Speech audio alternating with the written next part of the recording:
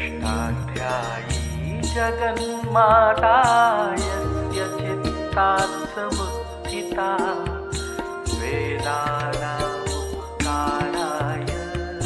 तस्मै पाणिनये नमः।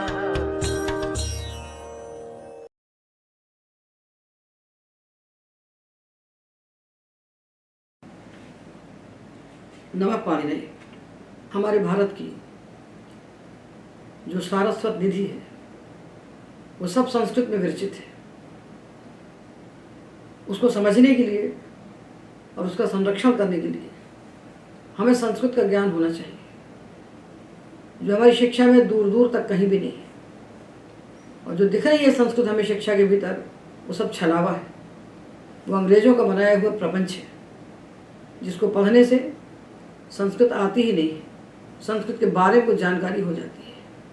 इसलिए उसे दूर फेंक कर हम अपनी जो भारतीय पद्धति है, अपनी जो आर्ष पद्धति है, उस पद्धति को जानें और पाणिनि के द्वारा हम समग्र संस्कृत भाषा को जान करके अपने वाङ्मय में प्रवेश करने के अधिकारी बने, उसके संरक्षण करने की योग्यता प्राप्त करें।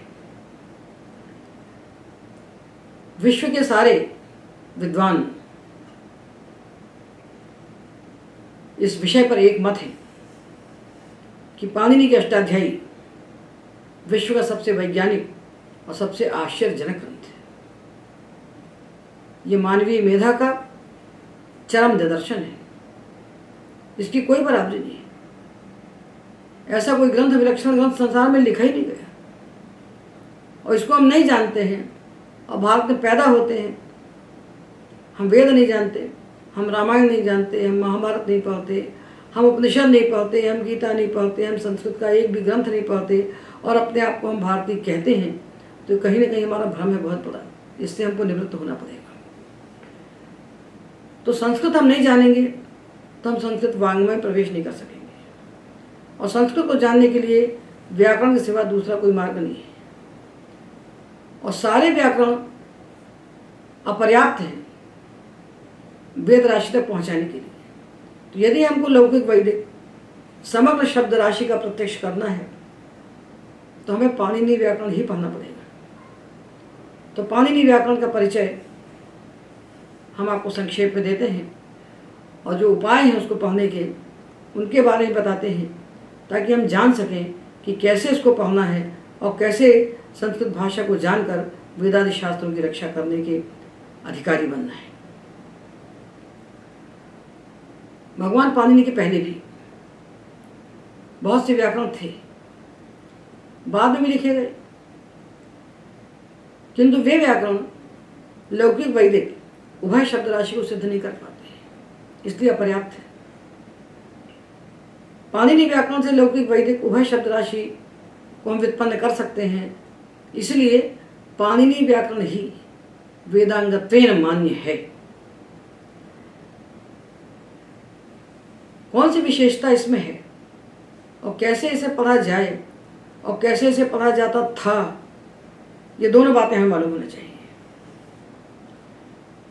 तो इस अष्टाध्यायी को पढ़ने की दो पद्धतियां हैं। वास्तव में एक ही पद्धति है, दूसरी पद्धति तो उसी का आभास मात्र है। समस्या ये है कि जो अष्टाध्यायी लिखी गई है कुछ कम 4000 सूत्रों में, वो एक चक्रव्यूह के समान बनी हुई है, जिसमें प्रवेश करने की शक्ति मनुष्य की नहीं है। केवल उन सूत्रों को देख करके धरती का कोई मनुष्य कुछ भी नहीं समझ सकता, किंतु भगवान भाष्यकार धरा पर अवतीर्ण हुए और उन्होंने उस अष्टाध्यायी पर महाभाष्य लिखकर उसके सारे मर्म को प्रकाशित कर दिया। अब काल के अंतराल में हुआ या किस कारण से हुआ, भगवान पाणिनि और भगवान पतंजलि के बीच में अनेक शताब्दियों का अंतराल होने के बाद भी बीच का कोई भी हमको ऐसा ग्रंथ पाणिनि व्याकरण को समझाने वाला नहीं मिलता जो हमको बताए कि इस पाणिनि व्याकरण को, अष्टाध्यायी को कैसे पढ़ना चाहिए। व्याकरण का कोई ग्रंथ ही नहीं मिलता इतने बड़े हजारों साल के अंतराल में। हमारे अपने इतिहास के अनुसार 1000 साल से बड़ा अंतर है, विदेशियों के अनुसार लगभग 700 साल का अंतर है। तो भी कोई ग्रंथ नहीं है पाणिनि के अष्टाध्यायी को समझाने वाला।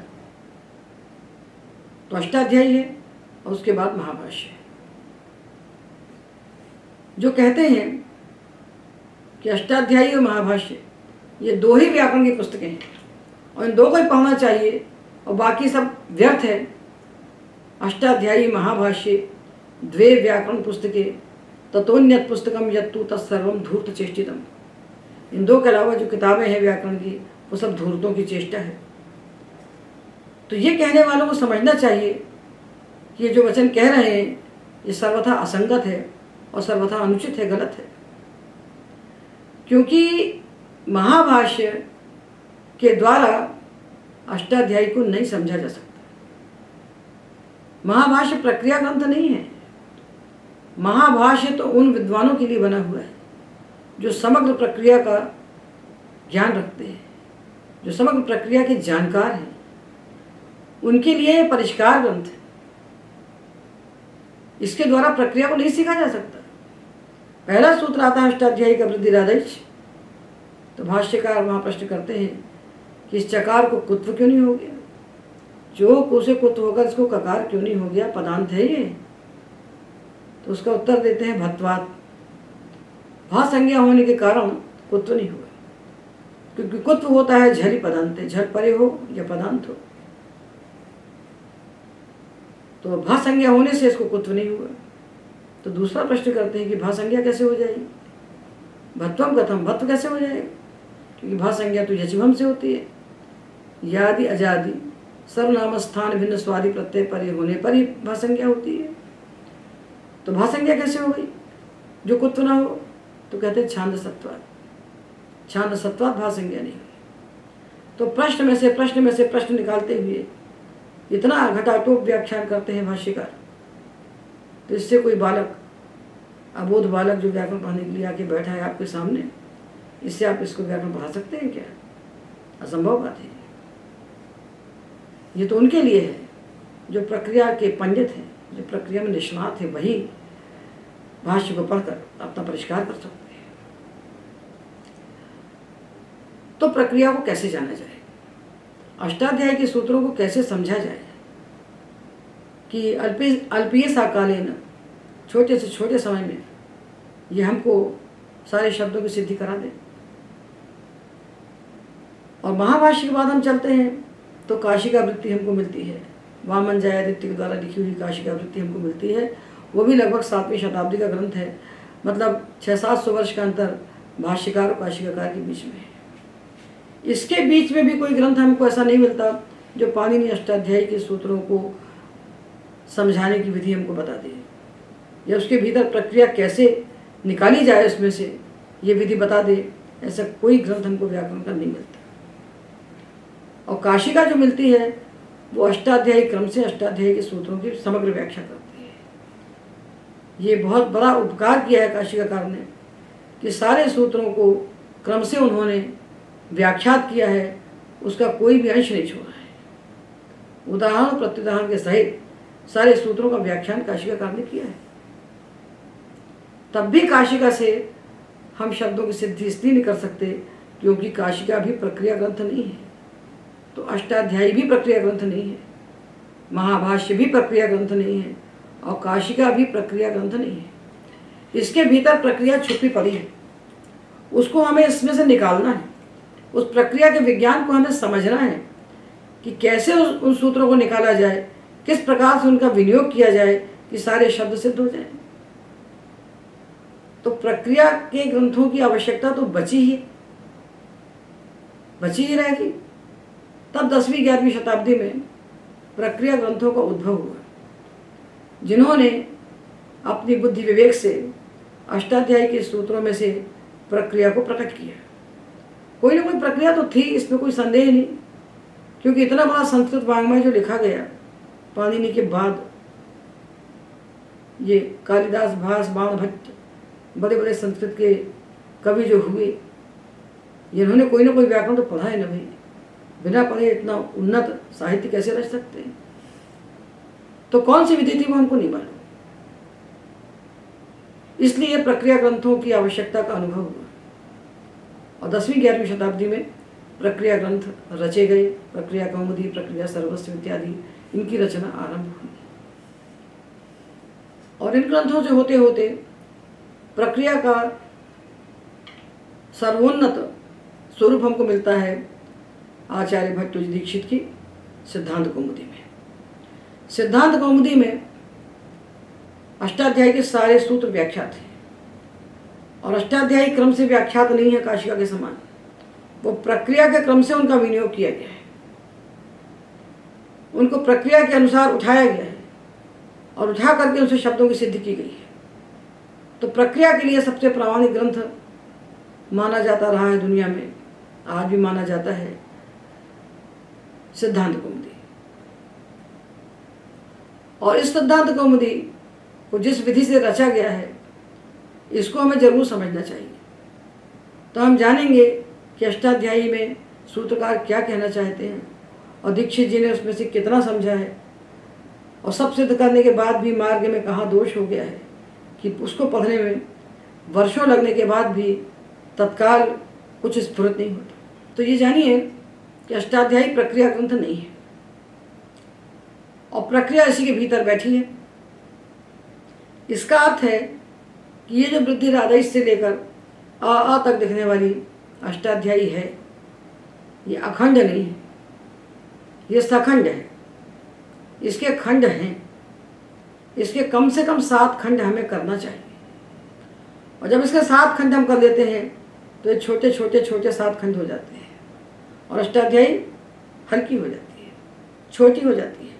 इसीलिए हम अष्टाध्यायी को मुष्टिमितम शास्त्र कहते हैं, मुट्ठी भर का शास्त्र कहते हैं। वो कैसे मुट्ठी भर का हो जाता है यही विज्ञान है और इसे हमें जानना चाहिए और दूसरा कोई उपाय है नहीं। तो हम दोनों को पहले देखें। सिद्धांत कौमुदी में इन सूत्रों का कैसे विनियोग किया गया है और कैसे विभाजन किया गया है इसको व्याकरण पढ़ने वाले सब लोग जानते हैं। उन्होंने पहले प्रकरणों की कल्पना की, तो संज्ञा संधि बनाए। संज्ञा और संधि के सूत्र समस्त प्रक्रियाओं में काम में आते हैं, इसलिए इनको पहले उन्होंने रखा। उसके बाद सुबंत लिया। सुबंत है, कारक है, समास है, तिङंत है, कृदंत है, तद्धित है। इस प्रकार से उन्होंने बहुत से प्रकरण कल्पित करके और संस्कृत के सारे शब्दों को सिद्ध तो कर दिया, इसमें कोई संदेह नहीं है। और सूत्रों के बाध्यबाधक भाव को भी प्रकट उन्होंने कर दिया। किंतु उन्होंने जिस उपाय का आश्रय लिया उसका विवेचन हमें करना चाहिए। देखिए, लोक में जितनी भी भाषाएं हैं, कोई सी भी भाषा हो, उस भाषा में शब्द 2 ही प्रकार के होते हैं। एक तो होते हैं क्रिया को बताने वाले शब्द जिन्हें संस्कृत में धातु कहते हैं, और दूसरे होते हैं क्रिया को न बताने वाले अर्थवान शब्द जिन्हें हम प्रातिपदिक कहते हैं। और ये जो शब्द बनते हैं लोक में, ये धातु से प्रत्यय लगा करके बनते हैं और प्रातिपदिकों से प्रत्यय लगा करके बनते हैं। तो कौमुदी में हम क्या करते हैं कि धातु का प्रत्यय लगाया अथवा प्रातिपदिक का प्रत्यय लगाया और लगाने के बाद क्या बनेगा तत्काल उसकी अंग संज्ञा करके वो प्रक्रिया के सूत्रों को वहाँ हम इकट्ठा करना शुरू कर देते हैं और भवति बनाते बनाते विद्यार्थी के पास 50 सूत्र इकट्ठे हो जाते हैं। एक भवति बनते बनते 50 सूत्र उसके सामने इकट्ठे हो जाते हैं। ये पाणिनि विधि नहीं है। दीक्षित जी ने पहले कल्पना कर ली कि हम धातु से प्रत्यय लगाएंगे, तो हम क्या करेंगे। तो धातु से लगने वाले प्रत्यय 2 प्रकार के हैं, तिंग और कृत। तो तिंग प्रत्यय धातुओं से साक्षात नहीं लगते, धातुओं से लकार प्रत्यय लगते हैं और लकारों को हटाकर उनके स्थान पर तिंग प्रत्यय लगते हैं। तो लकार 10 है। तो दीक्षित जी ने 10 लकारों को आकारादि क्रम से स्वीकार कर लिया और वास्तव में दीक्षित जी ने नहीं किया। ये काशिकाकार का दोष है। लस्य सूत्र की वृत्ति में काशिकाकार कहते हैं लट लिट लुट लृट लेट लोट लंग लिंग लुंग ध्रिंग। ये अकारादि क्रम से उन्होंने वहां लकारों का परिगमन कर दिया और और इसी क्रम को ज्यों को त्यों दीक्षित जी ने उठा लिया। रत्ती भर भी उन्होंने विवेक नहीं किया, रत्ती भर भी उन्होंने विचार नहीं किया कि इस क्रम से यदि हम प्रक्रिया को स्वीकार करेंगे तो पहली बात कि पाणिनि की आत्मा का हनन होगा। पाणिनि बिल्कुल नहीं चाहते हैं कि इस क्रम से लकारों की सिद्धि की जाए। और दूसरी बात ये कि इस प्रकार से बनाने से साधातु और अर्धातु दोनों का व्यामिश्रण हो जाएगा, दोनों का घालमेल हो जाएगा। लट सार्वधातुक है तो लिट लुट लिट आर्धातुक है। फिर हम लंग को सार्वधातुक पकड़ते हैं, लोट को सार्वधातुक पकड़ते हैं, फिर आर्धातुक को पकड़ते हैं। तो सार्वधातुक से आर्धातुक, आर्धातुक से सार्वधातुक, सार्वधातुक से आर्धातुक, आर्धातुक से सार्वधातुक, ये करते रहना पड़ता है। तो बच्चा बेचारा जो कोमलमती का, सुकुमारमती का बच्चा बैठा है पढ़ने के लिए, उसको रटना पड़ता है। वो ग्लान हो जाता है, वो समझ कुछ नहीं पाता और अंत में उन प्रयोगों की सिद्धि को रखता है। और जब समझ में आता है तब तक 40 साल का हो जाता है। अगर सब मेहनत करता है तो समझते समझते 40 साल का हो जाता है। तो वैसी स्थिति में वो व्याकरण से नहीं छुट्टी पाएगा तो बाकी वाङ्मय को कब पढ़ेगा और कैसे पढ़ेगा। इसीलिए पाणिनि की महत्ता गौरव में नहीं है, पाणिनि शास्त्र की महत्ता लाघव में है। पाणिनि शास्त्र सारे लौकिक वैदिक शब्दों को सिद्ध करने का लघुतम उपाय है, छोटे से छोटा मार्ग है, सरल से सरल मार्ग है, जो कम से कम समय में सारे शब्दों की सिद्धि कर देता है। तो अकारादिक्रम से दीक्षित जी ने लकारों को पकड़ा। और धातुओं के लिए कौन सा क्रम बनाया? तो धातुओं के लिए उन्होंने कोई कल्पना नहीं की। जिस क्रम में धातु बैठे हैं पाणिनि धातु पाठ में, भूसत्तायां पहला धातु, एद वृद्धौ दूसरा धातु, स्पर्ध संघर्षे तीसरा धातु। तो जिस क्रम में धातु बैठे हैं तो भू धातु को लिया, उसका लट बनाया, फिर लिट बनाया, फिर लुट बनाया, फिर लिट बनाया। इसी क्रम से एक धातु के 10 लकार उन्होंने बनाए। फिर दूसरे धातु के उन्होंने इसी क्रम से लट लिट क्रम से लकार बनाए, फिर तीसरे के 10 लकार बनाए। ऐसा करते करते क्या हुआ, एक एक धातु के 10-10 लकार बनाने से बुद्धि में किसी लकार का समग्र विज्ञान इकट्ठा हो ही नहीं पाता। लट की प्रक्रिया अलग है और लिट की प्रक्रिया अलग है। लट और लिट की प्रक्रिया में जमीन आसमान का अंतर है। और पाणिनि अष्टाध्यायी से कहीं ये प्रमाणित नहीं होता कि हमको लट के बाद लिट बनाना चाहिए। इसलिए प्रक्रिया पर पुनर्विचार होना अत्यावश्यक था और हमने उस विचार को किया है। सिद्धांत कौमुदी का विरोध स्वामी दयानंद ने किया। उन्होंने कह दिया अष्टाध्यायी पढ़ो, महाभाष्य पढ़ो। तो यदि अष्टाध्यायी महाभाष्य से सिद्धि होती तो फिर उन्होंने प्रक्रिया के लिए छोटी छोटी किताबें क्यों लिखी? सुबंत का पर्यायवाची उन्होंने नामिक लिखा और तिङंत के लिए उन्होंने आख्यातिक लिखा। और जब लिखा आख्यातिक तो उसमें कौन सा नया रास्ता दिखाया? जैसे दीक्षित जी 10 लकारों की सिद्धि करते हैं, लट लिट लुट लिट लेट लोट लंग लिंग लुंग रिंग, उसी क्रम से उन्होंने भी लकारों की सिद्धि कर दी। तो नया तो कुछ भी नहीं किया, कुछ भी नया नहीं किया, एक भी मार्ग नया नहीं दिखाया। तो जब वही का वही करना था तो सिद्धांत कौमुदी क्या बुरी थी, जो समग्र का चिंतन करती है, उसमें कुछ भी नहीं छूटता, कोई उत्सर्गापवाद कहीं के कहीं नहीं बचते, सब पूरे का विज्ञान हो जाता है, पूरे की व्याख्या हो जाती है। तो यदि हमको लट क्रम से करना है तो सिद्धांत कौमुदी से अच्छा कोई ग्रंथ नहीं, क्योंकि नामिक आख्यातिक में प्रक्रिया का समग्र चिंतन नहीं है। छोटी छोटी सी किताबें हैं, थोड़ी थोड़ी बातें हैं, सब पर सब नहीं है। तो समस्या बनी हुई है। एक ही पद्धति है प्रक्रिया ग्रंथों की, उसका सर्वोच्च ग्रंथ है सिद्धांत कौमुदी।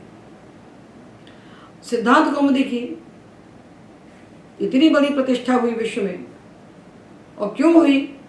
क्योंकि सिद्धांत कौमुदी ने अष्टाध्यायी के सारे सूत्रों को विनियुक्त कर दिया प्रक्रिया में।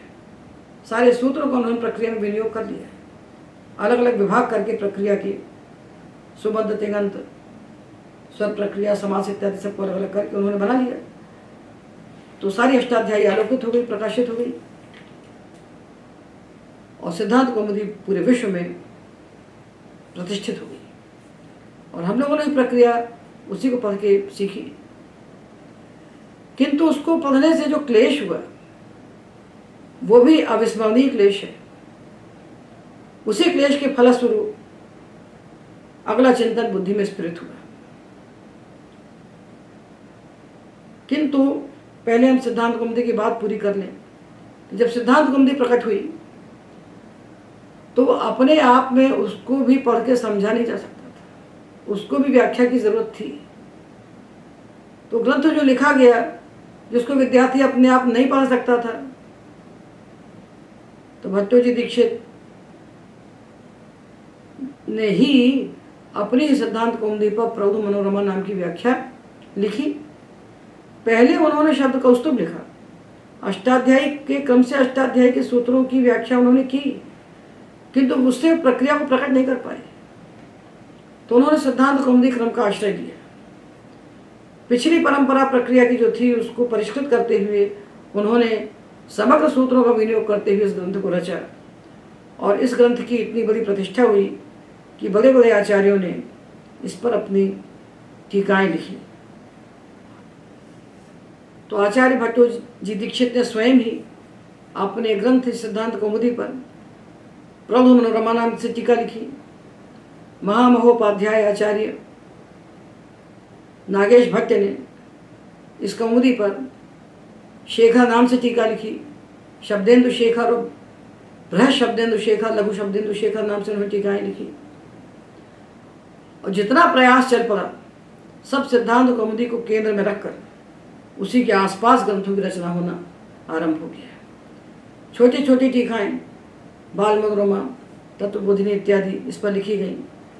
फिर इसकी कठिनता देखकर सिद्धांत कौमुदी से लघु सिद्धांत कौमुदी, फिर परम लघु सिद्धांत कौमुदी, सार सिद्धांत कौमुदी, ऐसी ढेर सारी किताबें लिखी गई, किंतु क्रम में किसी ने कोई चिंतन नहीं किया। एक धातु के 10 लकार बनाना और अंतिम अक्षर के क्रम से वर्णों को रख करके सुबंत की सिद्धि करना और रचने के सिवा कोई दूसरा मार्ग न छोड़ना, ये महान अंधकारिक पक्ष है प्रक्रिया ग्रंथों का, और विद्यार्थियों को होने वाला क्लेश इसका प्रमाण है। इसलिए हमें समझना चाहिए कि ये प्रक्रिया ग्रंथ सारे शब्दों की सिद्धि तो कर देते हैं, किंतु जब ये सिद्धि करते हैं तो ये पहले प्रयोग को बुद्धि में कल्पित कर देते हैं। जैसे पहले उन्होंने तय किया कि हमको एक धातु के 10 लकार बनाना है, उसमें से पहला लकार हमको लट बनाना है, तो भवती बनाना है पहले, तो भवती बुद्धि में पहले बन चुका है, और भवती को बनाने के लिए जितने सूत्र चाहिए लाके वो इकट्ठे कर देते हैं, तो भवती बन जाता है। तो शब्द पहले बुद्धि में निश्चित कर लिया और उसके पीछे सूत्रों को भेजा, तो ये पाणिनि का अभीष्ट मार्ग नहीं है, ये तो लक्ष्यानुसारी मार्ग है। लौकिक शब्दों की सिद्धि में हमें सूत्रों के अनुसार चलना चाहिए, लक्षण के अनुसार चलना चाहिए। सूत्र जो कहें उनके पीछे चलते चलिए और जो बन जाए वही शुद्ध है।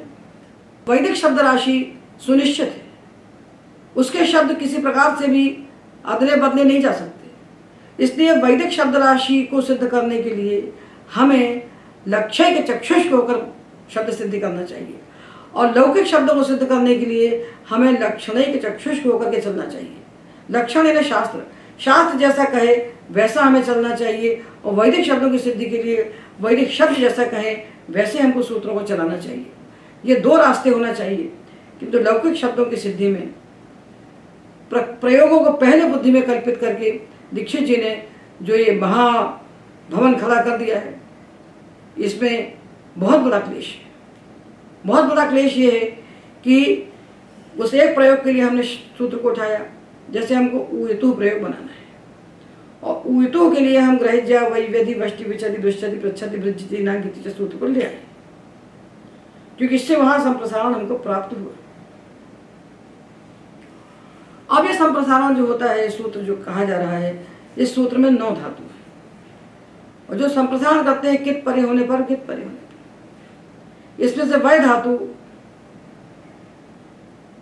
स्वतंत्र धातु नहीं है, ये वेयों वही सूत्र से होने वाला आदेश है जो लिट प्रत्यय परे होने पर ही होता है, अन्यत्र नहीं होता। तो वह को हमने मान लीजिए छोड़ भी दिया तो 8 धातु बचते हैं। तो इनके 8 उदाहरण कित में और 8 उदाहरण गीत में, ऐसे 16 उदाहरण इस सूत्र के हमको जब तक न मालूम हो तब तक सूत्र के समग्र अर्थ का बोध हमको नहीं होता। काशिका में सारे उदाहरण एक साथ दिए हुए, किंतु उन उदाहरणों को देख करके इनको कैसे बनाया जाए इस प्रक्रिया का बोध नहीं होता। तो काशिका में सारे उदाहरण मिलते हैं किंतु प्रक्रिया का ज्ञान नहीं है। कौमुदी में प्रक्रिया का ज्ञान होता है तो सारे उदाहरण इकट्ठे नहीं आते। तो सूत्र का एक हिस्सा प्रकाशित होता है, एक प्रयोग बनाने के लिए सूत्र खड़ा होता है, और सूत्र का बाकी जो अंश है वो अव्याख्यात रह जाता है, वो बुद्धिगम्य रह जाता है। जब आगे कभी प्रयोग आएगा, जब दूसरे कित प्रत्यय आएंगे इन ग्रह्यादि धातुओं के बाद, तब उनको संप्रसारण होगा। और कैसे होगा, तब तक विद्यार्थी की बुद्धि में पकड़ में आएगा तो ठीक है, नहीं ठीक है, नहीं तो विद्यार्थी पे झांकता खड़ा रह जाता है। ये बहुत बड़ी समस्या है प्रक्रिया ग्रंथों की। इसलिए कौमुदी से पढ़ने से बरसों का समय लग जाता है और सबका सब बुद्धि में एक साथ स्फुरित नहीं होता। समस्या बनी ही रहती है। कितना बड़ा शब्द शास्त्र का जो तांडव है, 10 लकार हैं, फिर संदंत हैं, यगंत हैं, यंग लुगंत हैं, कृदंत हैं, ये सारे के सारे रूप बुद्धि में एक क्षण में यदि स्फुरित नहीं हुए तो इनका हम भाषा में प्रयोग कैसे करेंगे। इसलिए अब हमें कोई दूसरा मार्ग चाहिए। निश्चित रूप से हमें कोई ऐसा मार्ग चाहिए जहाँ ये सारी शब्द राशि हमारी बुद्धि में पाणिनि के विज्ञान से अपने आप प्रकट हो जाए। उस मार्ग की अपेक्षा थी, क्योंकि जो मार्ग अभी तक थे ये पर्याप्त नहीं थे। इसलिए इस क्लेश का अनुभव करके